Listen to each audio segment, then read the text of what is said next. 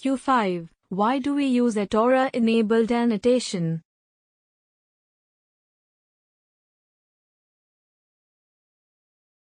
Answer.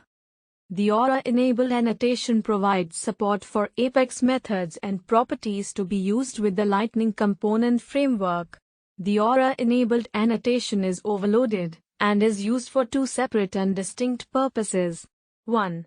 Use Aura-enabled on Apex class static methods to make them accessible as remote controller actions in your Lightning components. 2. Use Aura-enabled on Apex instance methods and properties to make them serializable when an instance of the class is returned as data from a server-side action.